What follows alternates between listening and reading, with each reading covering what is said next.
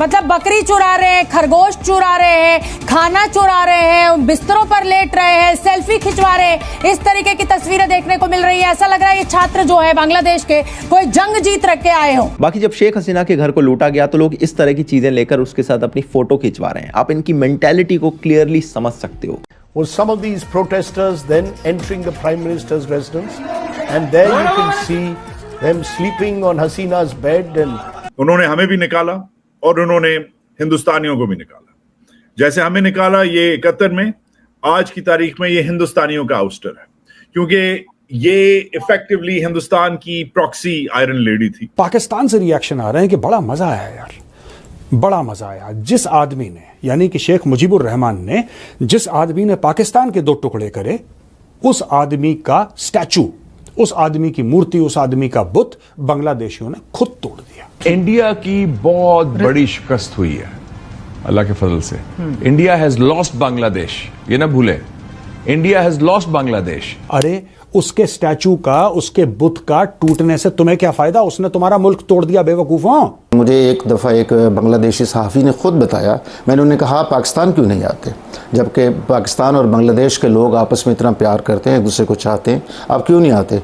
उन्होंने कहा अगर हम बांग्लादेश में पाकिस्तान के वीज़ा के लिए अप्लाई करें तो हमें बांग्लादेशी गवर्नमेंट ऑफिशियल से पहले रॉ के ऑफिसर्स के इंटरव्यू से गुजरना पड़ता है। इनके प्रा ये घुस गए काबुल में, इनके प्रा, इनको बड़ा मजा आ रहा था कि हमारे प्रा काबुल घुस गए। प्रा ने मार मार के सुअर बना दिया इनका। पाकिस्तान से रिएक्शन आ रहे हैं कि बड़ा मजा आया यार, बड़ा मजा आया। जिस आदमी ने, यानी कि शेख मुजीबुर रहमान ने, जिस आदमी ने पाकिस्तान के 2 टुकड़े करे, उस आदमी का स्टैचू, उस आदमी की मूर्ति, उस आदमी का बुत बांग्लादेशियों ने खुद तोड़ दिया। पाकिस्तानी खुश हो गए। हल्के लोग हैं दोस्तों, हल्की कौम है, सी कैटेगरी की बी ग्रेड कौम है। अरे उसके स्टैचू का, उसके बुत का टूटने से तुम्हें क्या फायदा? उसने तुम्हारा मुल्क तोड़ दिया बेवकूफों। तुम्हारा जो देश है उसके 2 टुकड़े कर दिए, उसका बुत टूटे ना टूटे उससे क्या फर्क पड़ता है? उसकी फौज तो पहले उसको धोखा दे चुकी है, तुम्हारे भंगड़ा डालने से क्या फर्क पड़ता है? 1971 में शेख मुजीबुर रहमान ने डिक्लेयर करा कि ईस्ट पाकिस्तान अब बांग्लादेश बन चुका है, 71 में, और 75 में उसी की फौज ने उसकी हत्या कर दी, उसका मर्डर कर दिया। 1975 यानी कि आजादी के 4 साल के बाद उसी की फौज ने उसी का कत्ल कर दिया। यार तुम क्या बच्चों वाली बात कर रहे हो पाकिस्तानी, और बड़े ट्विटर पे जाकर बड़ा शेर बन रहे हैं कि ये हो गया और ऐसा हो गया और हमारा उनके साथ रिश्ता है कलमा वाला। जब तक पाकिस्तानियों के गालों पे चप्पल नहीं पड़ते, या अपनी औकात पे नहीं आते, यही कलमा वाला ड्रामा ये लोग कर रहे थे जब अफगानिस्तान के अंदर तालिबान घुसे थे। यही पाकिस्तानी थे, यही पाकिस्तानी पंजाबी, यही मोटे लाहौरी, यही अपनी ऐसी की तैसी करवा रहे थे दोस्तों, जब ये कह रहे थे ओ वो भी अगस्त का महीना था, दैट वाज 15 अगस्त, ठीक है जी। ओहो बड़ा मजा आया, हमारे जो इस्लामिक भाई हैं, साढ़े ते मुसलमान भरा हैं, इनके भरा ये घुस गए काबुल में, इनके भरा, इनको बड़ा मजा आ रहा था कि हमारे भरा काबुल घुस गए।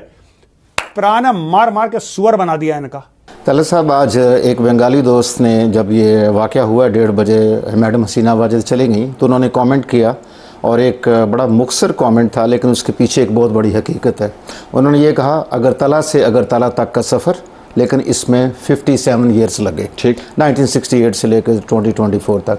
एंटी इंडिया का सेंटीमेंट, जिस तरह डॉक्टर साहब ने फरमाया, बहुत ज़्यादा वहाँ पे, और उसकी एक वजह है, और उसकी वजह मेरा ख्याल है ख़ुद मैडम हसीना वाजिद की पॉलिसीज़ जो रही हैं पिछले 15 साल से, वो ये हैं, उन्होंने जितनी अपोजिशन थी तमाम को दबाया, स्पेशली जमात इस्लामी, उनको भी रिसेंटली बैन किया, और इंडियन इन्वॉल्वमेंट, रॉ की involvement in the internal matters of the Bangladesh इतनी ज़्यादा है कि मुझे एक दफ़ा एक बांग्लादेशी सहाफ़ी ने खुद बताया, मैंने उन्हें कहा पाकिस्तान क्यों नहीं आते, जबकि पाकिस्तान और बांग्लादेश के लोग आपस में इतना प्यार करते हैं, एक दूसरे को चाहते हैं, आप क्यों नहीं आते? उन्होंने कहा अगर हम बांग्लादेश में पाकिस्तान के वीज़ा के लिए अप्लाई करें तो हमें बांग्लादेशी गवर्नमेंट ऑफिशियल से पहले रॉ के ऑफिसर्स के इंटरव्यू से गुजरना पड़ता है।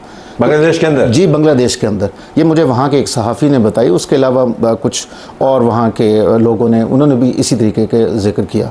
तो मेरा ख्याल है ये एंटी इंडिया सेंटिमेंट पहले भी था, लेकिन मैडम हसीना की पॉलिसीज़ की वजह से पिछले कुछ सालों से बढ़ता गया। और जिस तरह अभी आप कह रहे थे कि पिछले 2-3 हफ्तों में ये सिचुएशन डेवलप हुई, आई वुड से कि ये पिछले 2-3 हफ्तों में तो ज़रूर डेवलप हुई, लेकिन ये इसका फ्लैश पॉइंट था जबकि ये सिचुएशन, ये लावा पक रहा था बहुत सालों से। ठीक। और उसके पीछे ये जो कोटा सिस्टम है, ये तो पहले भी आया था, आज से कोई 3-4 साल पहले भी ये उठा था, लेकिन उस वक्त इतने हालात ख़राब नहीं हुए थे। देखें, इंडिया का इंटरेस्ट तो बिल्कुल खुली किताब की तरह, हेजमोनिक डिज़ाइन हैं उसके। इंडिया क्या करता है अपनी नेबरिंग स्टेट के साथ? इंडिया पूरे साउथ एशिया में क्या करता है? जहाँ पे उसका बस चलता है, जिस कौम को वो दबा सकता है उसको दबाओ। पाकिस्तान से तो यही मसला है ना उसका, कि जी हम उसके दबाव में नहीं आते। तो यही चीज़ है कि बांग्लादेश के अंदर उनकी इन्वॉल्वमेंट इतनी ज़्यादा है, इन्वेस्टमेंट इतनी ज़्यादा है कि वो उसको अनफॉर्चुनेटली अपनी प्रॉक्सी बना के रखना चाहते हैं। एक सैटेलाइट स्टेट का दर्जा दे के रखना चाहते हैं, और इसमें वो बहुत हद तक कामयाब भी रहे हैं पिछले काफ़ी सालों के साथ। बट कंसिडरिंग ये वाकयात हुई, इतनी कामयाबी तो नहीं है, लेकिन हसीना वाजिद की मौजूदगी में उनको लग रहा होगा कि वो बहुत कामयाब है। बहुत ज़्यादा। ये इतने ड्रामेटिक चेंजेस हुए हैं। आज सुबह 7 बजे एक ढाका से किसी दोस्त ने मुझे एक मैसेज किया और उन्होंने कहा कि आज it's going to be the day of liberation. तो मैंने कहा ठीक है, ये काफ़ी दिनों से लोग होपफुल हैं, शायद वो कोई ऐसा ही होगा, लेकिन ये है कि उसके बाद घंटों के अंदर जो सिचुएशन बदली, तो मेरा ख्याल है ये कोई भी एक्सपेक्ट नहीं कर रहा था कि इतनी जल्दी बने। And I must comment Bangladesh army also, उन्होंने बहुत सेंसिबल काम किया, मुजाहरा किया। एक्चुअली उन्होंने एक बफर स्टेट क्रिएट किया, उनको मैडम हसीना वाजिद को एक सेफ एग्जिट किया। अब आर्मी चीफ जो स्टूडेंट रहनुमा हैं, जिस तरह डॉक्टर साहब भी जिक्र कर रहे थे कि एक बहुत जमासाल किस्म की तहरीक है, उनकी ख़वातीन इसके अंदर रिप्रेजेंट कर रही हैं और बच्चे रिप्रेजेंट कर रहे हैं। हिंदुस्तान और बांग्लादेश का जो बॉर्डर है, वहाँ पर हिंदुस्तान, उन रियासतों में हिंदुस्तान को बड़ा मसला रहता है। तो हसीना वाजिद वो काम भी तो कर रही थी कि आपको हम सहूलत फराहम करते हैं या आपको, so they had a strategic interest as well. Yes, they had strategic interest. फिर उनके ट्रेड रिलेशंस हैं, फिर बहुत सारी और चीज़ें हैं, बट ओवरऑल अगर देखा जाए तो वो उन्होंने उनको अपनी प्रॉक्सी स्टेट बनाया हुआ था, उनको अपनी एक सैटेलाइट स्टेट बना के रखा हुआ था। और unfortunately against the wishes of the people of the Bangladesh, मेरा ख्याल है मैडम हसीना, ये बांग्लादेशी लोगों का ख्याल है कि उनको इंडिया को पूरा फैसिलिटेट कर रही थी इसके।